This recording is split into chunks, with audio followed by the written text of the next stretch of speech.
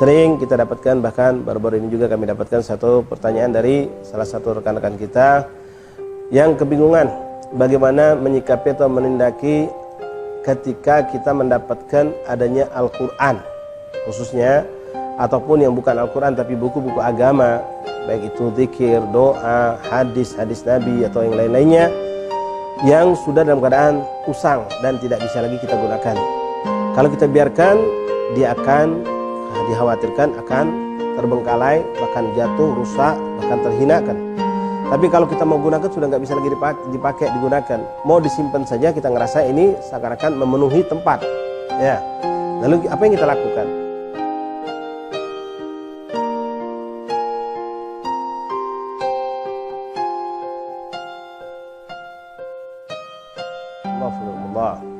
Yang kita lakukan menghadapi daripada Al-Quran yang sudah usang, mungkin udah kena dimakan rayap, karena ya astagfirullahaladzim, kitanya nggak rajin baca Quran.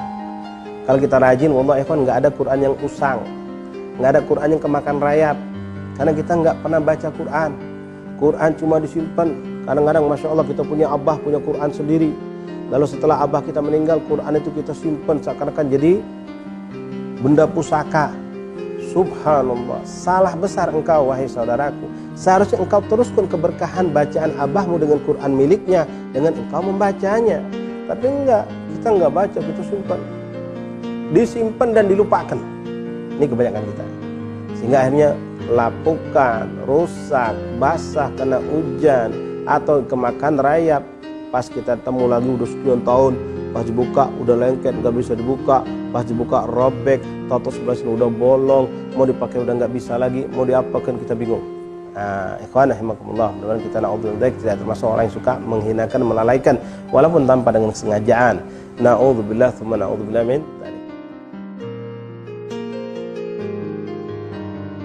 Ikhwan rahimakumullah, satu solusi yang dikeluarkan oleh ulama, kita boleh melakukan untuk menyelamatkan dan niat ta'ziman wa ihtiraman, memuliakan dan mengagungkan Al-Quran atau kitab-kitab tersebut dengan cara kita bakar. Tapi bukan na'udzubillah astagfirullahaladzim karena menghinakan Quran.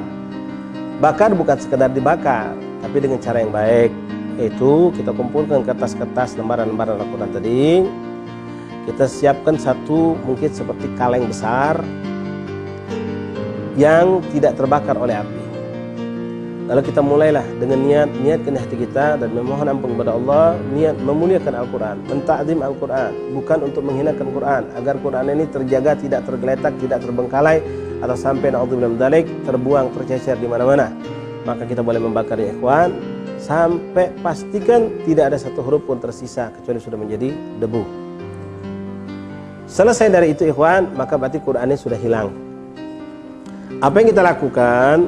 Jangan kau buang di tong sampah, walaupun udah nggak ada lagi tulisannya. Tapi tanamkan rasa hormat, kemuliaan, cinta kepada Al-Quran ini. Maka kau bisa lakukan atau kita lakukan ikhwan dengan dua cara. Pertama, boleh saja kita tanam debu tadi di keduk tanah di tempat yang sekiranya manusia tidak akan melangkahinya atau melaluinya. Itu yang pertama. Namun yang lebih tepat, lebih afdal lagi adalah jika kita mendapatkan ada di situ air sungai yang mengalir atau lautan misalnya, maka kita taburkan debu-debu daripada pembakaran Al-Quran atau buku-buku muhtaram tadi di lautan atau di sungai sehingga mengalir bersama air tersebut. Dan ini yang terbaik yang bisa kita lakukan. Kalau memang kita, wah ini kapan kita mau ke laut, kapan kita mau melakukan, ya udah setelah dibakar kau simpan aja dulu, taruh di botol, taruh di tempat wajan yang lebih kecil. Kan mungkin tidak seperti kalau kita masih nyimpan yang aslinya. Kau simpan, kapan ada waktu kau boleh menanamnya atau kau boleh menebarkannya di lautan atau di sungai yang mengalir airnya yang baik. Ikhwan rahimakumullah, muliakan ikhwani Al-Quran, jangan kau biarkan tergeletak. Jaga Al-Quran seperti yang kemarin kami sampaikan. Jangan kita sering melakukan melipat-lipat Al-Quran atau membuka Al-Quran dengan sembarangan sehingga akan menjadi cepat rusak dan akhirnya Quran tersebut tidak lagi kita pakai dan susah untuk kita manfaatkan. Mudah-mudahan Allah SWT memberkahi hidup kita, menjadikan Al-Quran adalah bagian dari kehidupan kita. Senantiasa kita membaca Al-Quran ikhwani, bukan hanya saja seperti di bulan ini, tapi sepanjang hidup kita insya Allah.